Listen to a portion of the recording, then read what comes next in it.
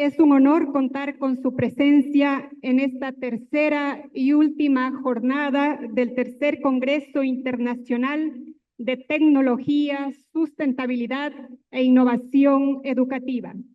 Este encuentro académico ha convocado a conferencistas nacionales e internacionales, cuyas intervenciones se han centrado en la innovación pedagógica, la sostenibilidad y la incorporación de tecnologías emergentes en los sistemas educativos, en respuesta a las transformaciones que marcan el presente y el futuro de la educación. En correspondencia con los temas tratados en este Congreso, la conferencia que escucharemos a continuación se enfoca en los principios éticos que deben guiar el uso de la inteligencia artificial, considerando el impacto de esta tecnología está generando en diversas dimensiones de la vida humana, entre ellas el lenguaje, la toma de decisiones y las relaciones sociales. A medida que la inteligencia artificial asume tareas que tradicionalmente requerían juicio humano, se vuelve necesario definir marcos normativos sólidos que orienten su aplicación en contextos con implicaciones éticas. Para abordar esta importante temática, es un honor contar con la participación del embajador Dr. Efraín Baus Palacios, quien presentará la conferencia titulada Ética en la Inteligencia Artificial. Le invitamos al doctor Baus a este escenario, por favor.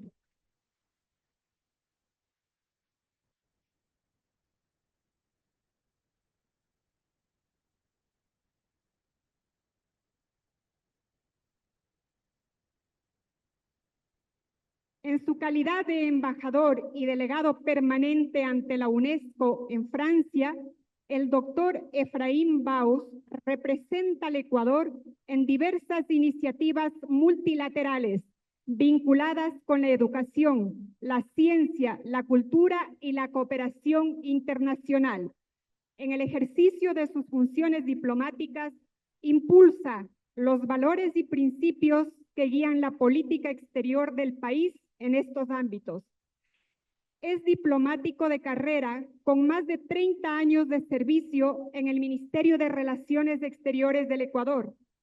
Ingresó al servicio exterior en 1986 y completó su formación en la Academia Diplomática en 1990. En su trayectoria ha ocupado cargos de alta responsabilidad, entre ellos coordinador diplomático de la Vicepresidencia de la República, asesor en relaciones internacionales durante la Asamblea Nacional Constituyente, jefe de gabinete del viceministro de Relaciones Exteriores y subsecretario para América Latina y el Caribe. En el ámbito académico es doctor en jurisprudencia y licenciado en ciencias políticas y sociales. Ha realizado programas de especialización en relaciones internacionales en prestigiosas instituciones como la Escuela Nacional de Administración de Francia, la Academia de Derecho Internacional de La Haya y el Comité Jurídico Interamericano en Brasil. Paralelamente a su función diplomática, ha desarrollado una destacada labor como docente universitario en el campo de las relaciones internacionales, con énfasis en gobernanza global, integración regional y derecho internacional público. En reconocimiento a su contribución académica, cultural y diplomática, en el 2021 fue incorporado como miembro correspondiente de la Academia Nacional de Historia del Ecuador. Doctor Baus, le damos la más cordial bienvenida y agradecemos su participación en este evento. Adelante. Muchas gracias, Norita. ¿Te gusta?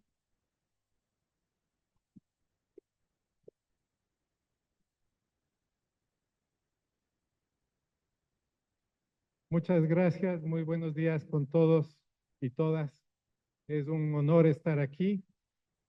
Como yo soy diplomático de la vieja guardia, tengo que empezar felicitando y agradeciendo a la Universidad Técnica del Norte, a su rector, a la Asociación General de Profesores y a la Facultad de Educación, Ciencia y Tecnología por la invitación en este caso, pero sobre todo por la organización de este evento que pone a esta universidad a la vanguardia de la discusión académica, del compartir experiencias en cuanto a innovación, educación y nuevos procesos de la realidad educativa. Yo me siento como el dinosaurio del grupo y sobre todo después de las charlas que hemos tenido la suerte de escuchar esta mañana, sobre todo de las dos Ana Marías Beltrán y Larrea, que con gran dinamismo y entusiasmo nos han hecho ver algunos aspectos de la influencia de la inteligencia artificial en la educación. Es para mí un reto ponerme a esa altura y es un reto además dirigirme ante un auditorio que está compuesto en un 95%, diría yo, de la generación Z. Esta generación que es conocida también como los nativos digitales. Ustedes son la primera generación que ha nacido ya con Internet, con acceso a redes sociales, han crecido y se han desarrollado en un mundo que está absolutamente hiperconectado y en el cual los teléfonos inteligentes, las redes sociales son parte de su día a día. Esa no era nuestra realidad. La mayoría de mis colegas, expositores han venido con hermosas presentaciones muy bien diseñadas y yo he venido con apuntes hechos en impresos todavía, lo cual ya casi no se utiliza. Pero voy a tratar de estar a la altura. Otro reto que tengo es el de cerrar este congreso que ha tenido tan alto nivel y después de tan lucidas y brillantes presentaciones, lo que yo tenía preparado en su mayoría casi ha sido todo ya dicho. Me alegra sobremanera que esa repetición se dé porque significa de alguna manera que todos estamos apuntando en el mismo camino. Todos tenemos las mismas preocupaciones y sobre todo la misma visión de lo que debe ser el desarrollo y la incorporación de la inteligencia artificial en nuestras vidas en general y en la educación en particular. Vivimos indudablemente en una época de grandes cambios y el tema de la inteligencia artificial es quizás o seguramente el de mayor profundidad. En los últimos 25 años han habido al menos 4 grandes momentos en este cambio tecnológico. Todos esos han sido parte de su vida. El primero fue decíamos, hacia finales del año 2000, con el surgimiento de las computadoras y la popularización del uso de la computación a nivel doméstico. El segundo gran momento fue el de la aparición y expansión del Internet, que nos permitió una gran interconexión a nivel general. El tercer gran momento fue el surgimiento de las redes sociales, que vinieron a cambiar la dinámica diaria en las personas. Y el cuarto gran momento es el surgimiento de la inteligencia artificial. En cada una de estas etapas siempre hubo un temor respecto al rol que tendría esa tecnología. Desde el inicio se hablaba y se pensaba con temor que las computadoras podrían reemplazar al ser humano, sobre todo en el campo laboral. Y si bien eso no ha sido de esa forma, ese temor subsiste y creo que ese temor debe ser mucho más presente y más real el día de hoy con la inteligencia artificial. Decía que tradicionalmente había una separación muy clara en el rol que podía dar la tecnología al trabajo del ser humano. Las computadoras eran un instrumento que nos permitían realizar de mejor manera el trabajo. Las computadoras nos daban información, las computadoras nos permitían ejercer de mejor manera ese trabajo en cualquier ámbito que nosotros lo realicemos. Sin embargo, ahora la inteligencia artificial crea un nuevo campo de acción, crea un nuevo relacionamiento entre el hombre y la máquina, y en el cual existe ya un temor cierto de que la máquina pueda reemplazar al ser humano. Hay un elemento adicional nuevo en el surgimiento de la inteligencia artificial, y es que por primera vez el ser humano está cediendo una de las características que lo identificaron frente a todas las otras especies del planeta, es el lenguaje. Por primera vez las máquinas han logrado desarrollar una capacidad de comunicación y de lenguaje. Esto no existía antes. Y ahora vemos con asombro que el ser humano, el hombre, se comunica con la máquina a través de un lenguaje, algo que era exclusivo a nosotros.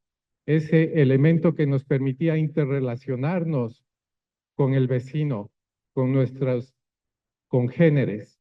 Ahora la máquina lo hace y vemos cómo nosotros terminamos pidiéndole por favor a ChatGPT que nos haga una investigación.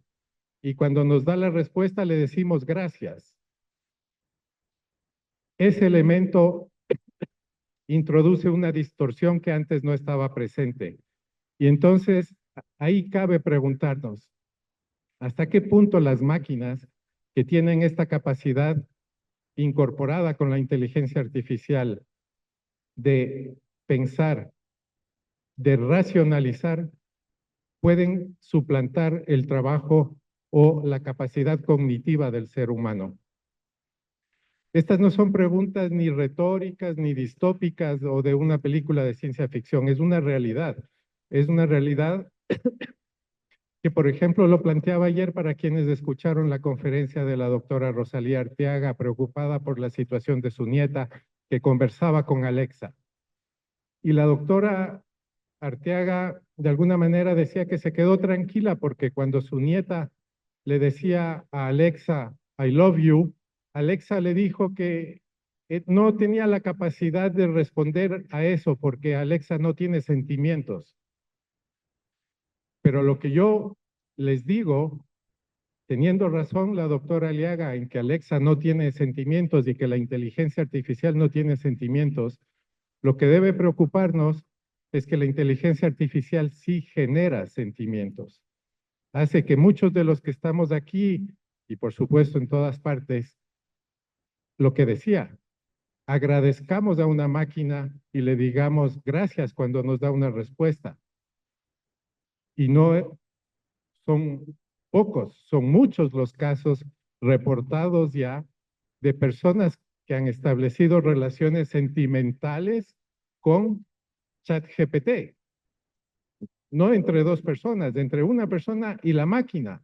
Está reportado de muchos casos de personas que consideran mejor tener un novio o tener por novio a ChatGPT al que le configuran con un nombre y un tono de voz y una manera de relacionarse, que buscar una relación humana y tener un novio de carne y hueso como somos todos nosotros.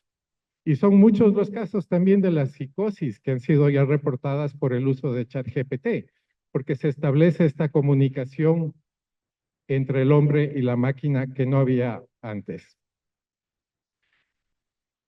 Esta presencia de la inteligencia artificial es ahora omnipresente.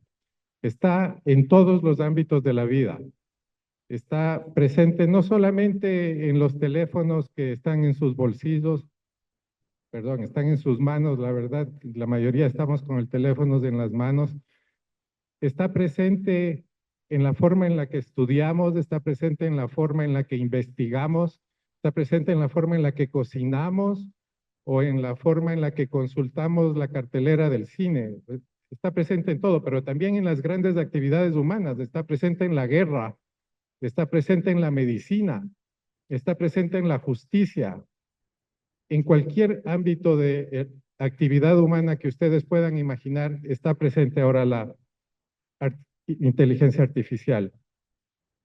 Y con unas capacidades absolutamente sorprendentes, porque cualquier teléfono que tienen ustedes ahora en su bolsillo tiene mayor capacidad que todo el sistema de computación que llevó al hombre a la luna.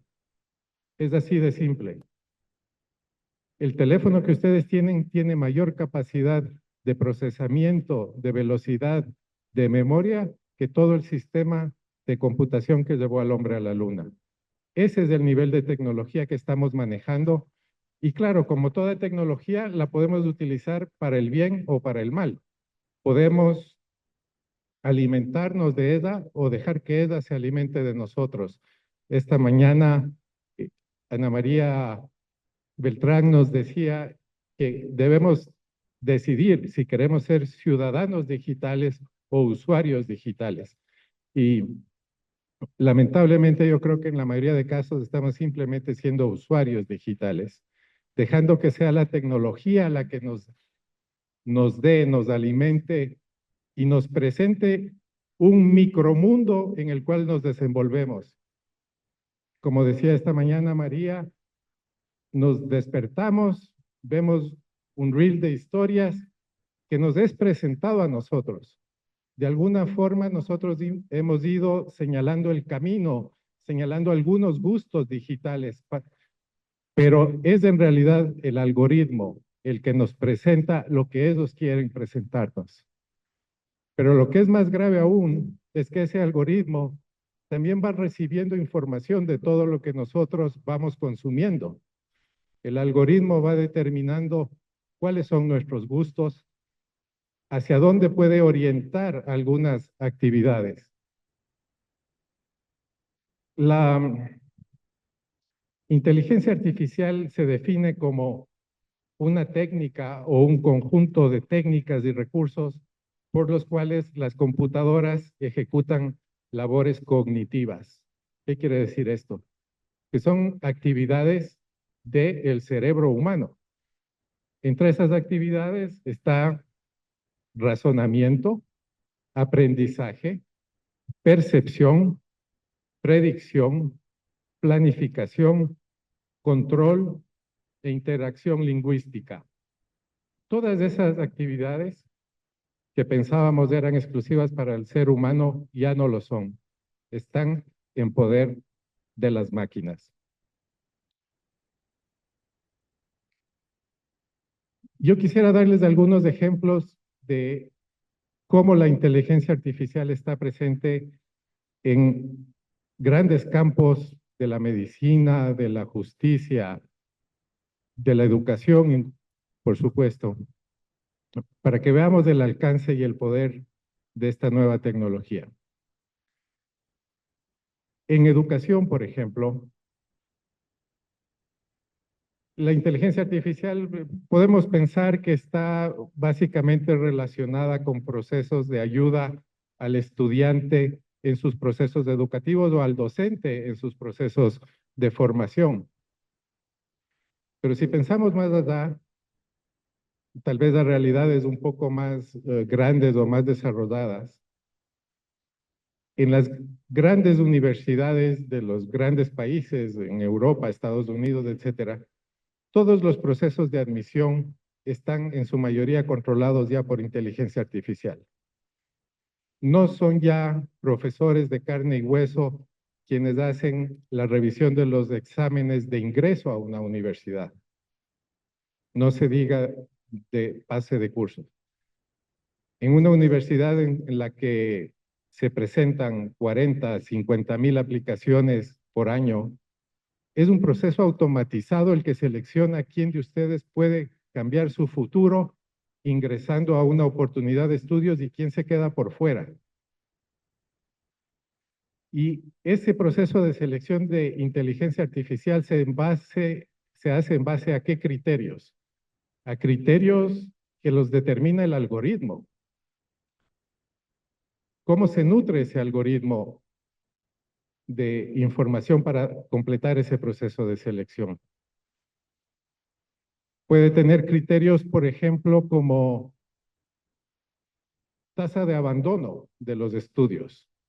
El algoritmo va a favorecer que ingrese a la universidad un candidato que parezca que no va a abandonar sus estudios. ¿Y cómo sabe la inteligencia artificial si va a abandonar o no? Pues puede tomar como base de decisión el hecho de que los estudiantes de Ibarra culminan sus estudios. Pero ¿y qué pasa con los estudiantes de Tabacundo?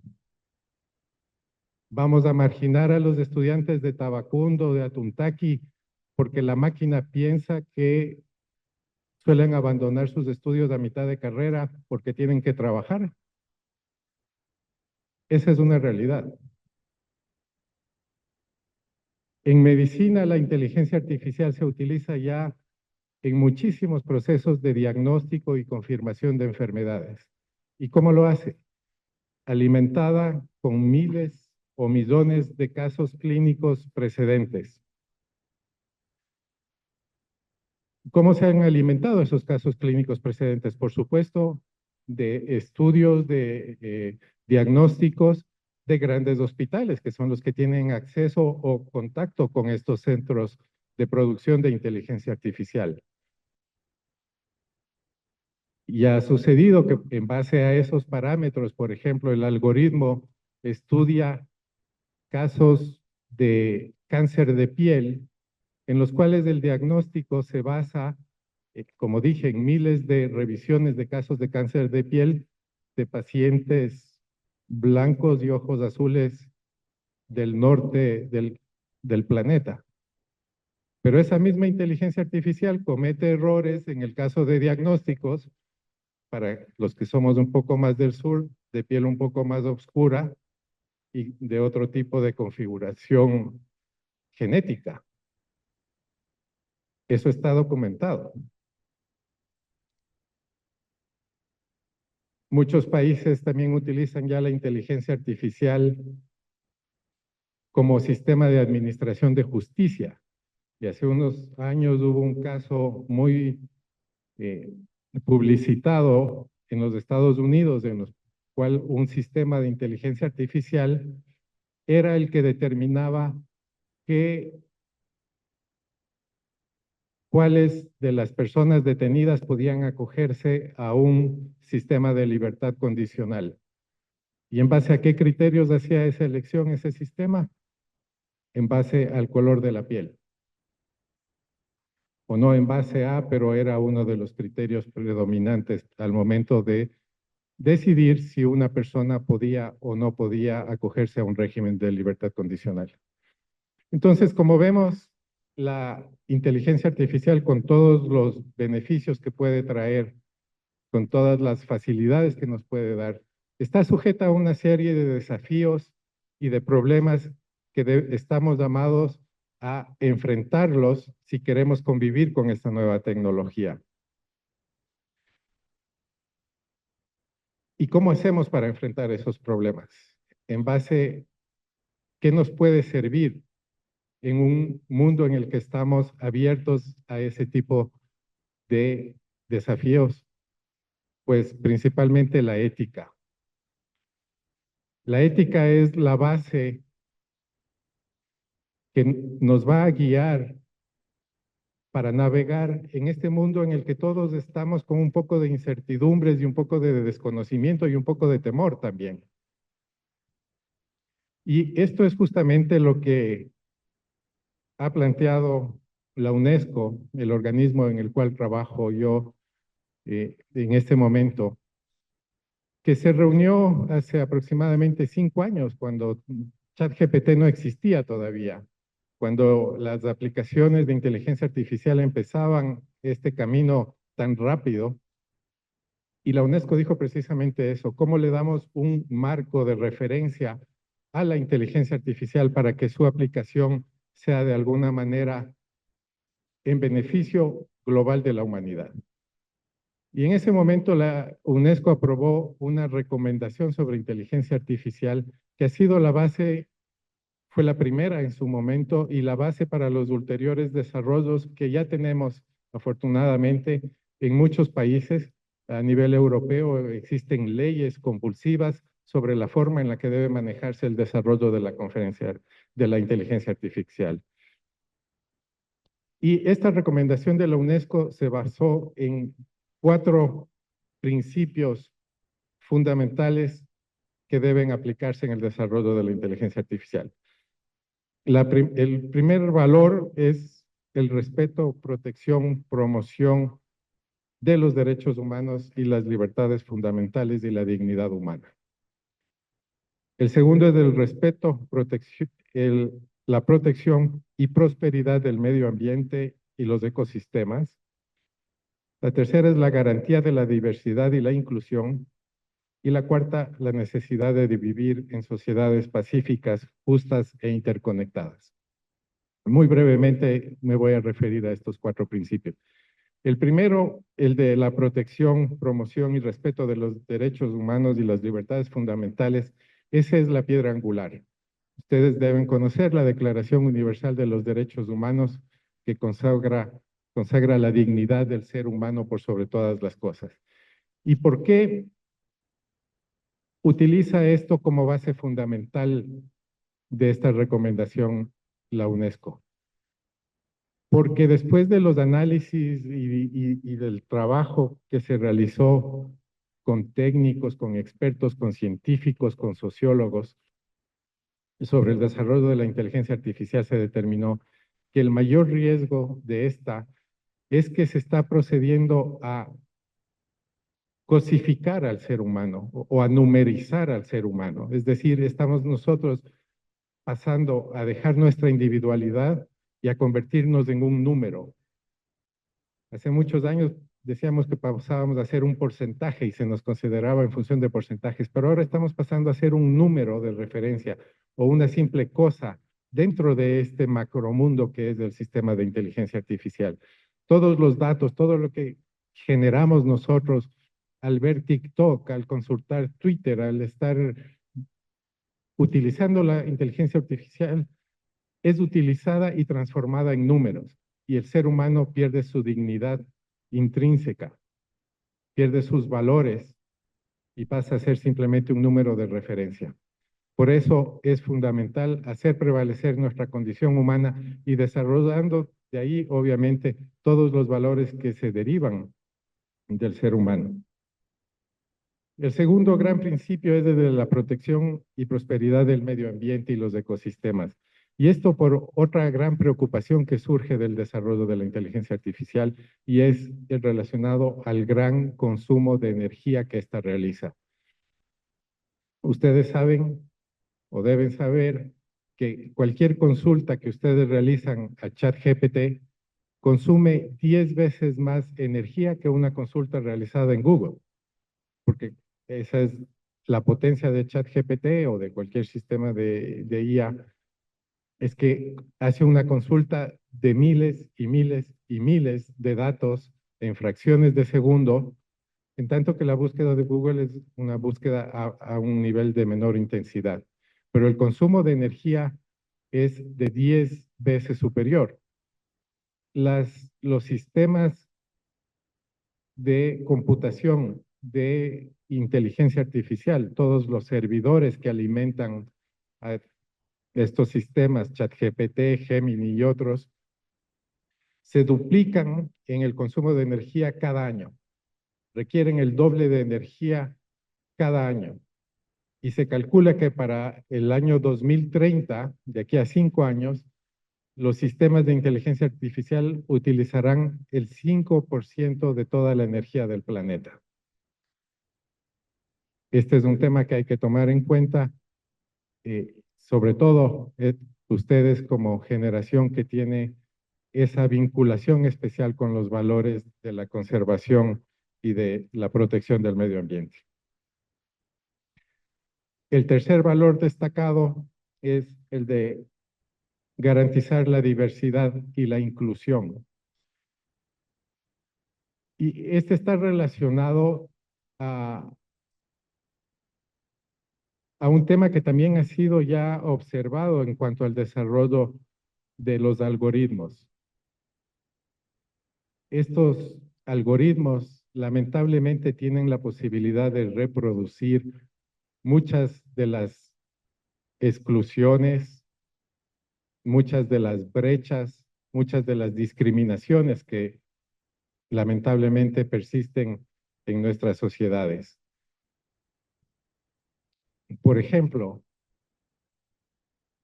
en los sistemas financieros, es decir, los bancos, también muchos de los procesos actualmente son manejados por inteligencia artificial.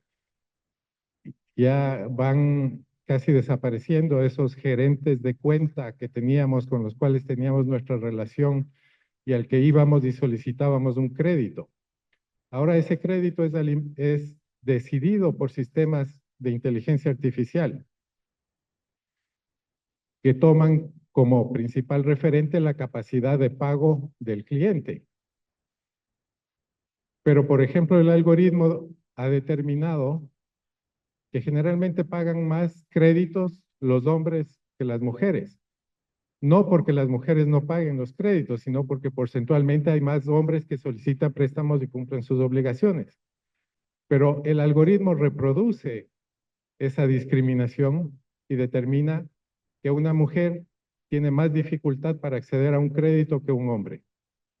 Entonces, ese es el valor de esta recomendación, en insistir que los desarrollos de inteligencia artificial deben garantizar la diversidad y la inclusión. Y finalmente, que creo que estamos contra el tiempo, el último principio es el de vivir en sociedades políticas, pacíficas, justas e interconectadas.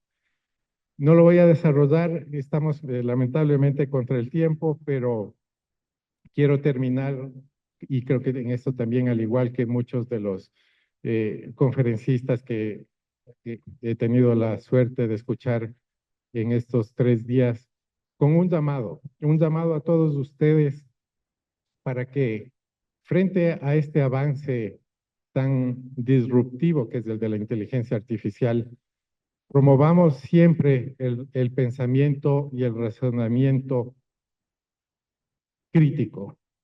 Frente a la inteligencia artificial, tenemos que seguir siendo humanos, tenemos que seguir desarrollando nuestras capacidades mentales, no dejarnos de alimentar únicamente de un feed, no recorrer esos 9 metros con el dedo cada mañana, sino decidir qué es lo que nosotros queremos utilizar, cambiar el algoritmo, como nos decía Ana María Larrea hace un momento. Cambiemos el algoritmo, pero sobre todo sigamos alimentando la educación el tipo de educación que la Universidad Técnica del Norte les propone. Siéntanse orgullosos de ser parte de esta universidad. Yo me voy impresionado del nivel de educación que ustedes tienen acceso en este centro de estudios. Les deseo lo mejor en sus carreras y me tienen siempre a la orden. Muchas gracias.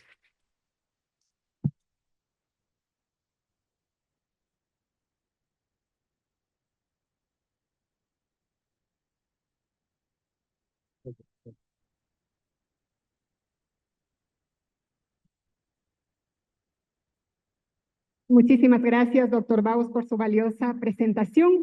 En este momento vamos a formular 2 preguntas en relación a su conferencia. En la primera, doctor, usted mencionó que la inteligencia artificial ya participa en decisiones relevantes, ¿no? En campos como la educación, la salud y la justicia. ¿Qué aspectos de estos procesos deberían mantenerse siempre bajo el control directo de las personas? Yo creo que todos, y de hecho uno de los principios que se desarrolla en esta recomendación de la UNESCO y que ha sido retomado por muchos marcos jurídicos es el de que en cualquier proceso la responsabilidad final es del ser humano. Es decir, ninguna persona puede escudarse en el hecho de que un programa o una aplicación de inteligencia artificial ha tomado tal o cual recomendación o decisión inclusive. El responsable final es siempre el ser humano. Obviamente hay procesos en los cuales esa preponderancia del ser humano tiene mayor trascendencia, y yo creo que la educación es uno de ellos. En ningún caso creo que una máquina, un chatbot o un sistema eh, de ayuda de inteligencia artificial puede reemplazar el valor de lo que es la educación formal, de lo que es la interacción docente-alumno y la forma de impartir valores entre un ser humano a otro. Muchas gracias. Doctor, advirtió sobre el riesgo de los algoritmos, que estos repitan o refuercen sesgos presentes en los datos, posiblemente históricos. ¿Qué mecanismos de regulación o supervisión considera necesarios para evitar que estas tecnologías profundicen esta situación existente? Bueno, eso también está desarrollado por muchas legislaciones ya que han tomado uno de los principios de la recomendación de la UNESCO, y es el principio de la transparencia. Todo proceso, toda aplicación de inteligencia artificial tiene que ser transparente en términos de poder explicar su funcionamiento o entender su funcionamiento, y sobre todo entender la configuración del algoritmo. El algoritmo debe ser absolutamente transparente para que los casos que hemos visto no reproduzcan ningún tipo de marginación, de discriminación o de preferencia basada en cualquier tipo de condición humana. Entonces, la transparencia es una base fundamental para luchar contra esos riesgos de la inteligencia artificial. Muchísimas gracias. Un fuerte aplauso para el doctor Baus, por favor.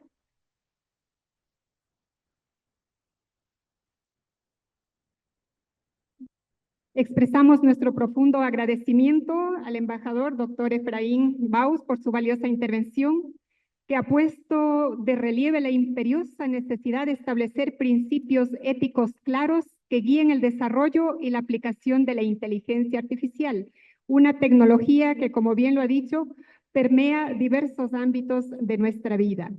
Su exposición destacó la urgencia de contar con marcos normativos sólidos fundamentados en un enfoque humanista que salvaguarde la dignidad, la libertad y los valores fundamentales, especialmente en un contexto de creciente automatización. Sobremanera, dijo que la ética debe ser una guía constante y esencial para orientar el avance tecnológico y garantizar que la inteligencia artificial se utilice siempre al servicio del bienestar humano y el respeto a los derechos fundamentales. Muchísimas gracias por su participación.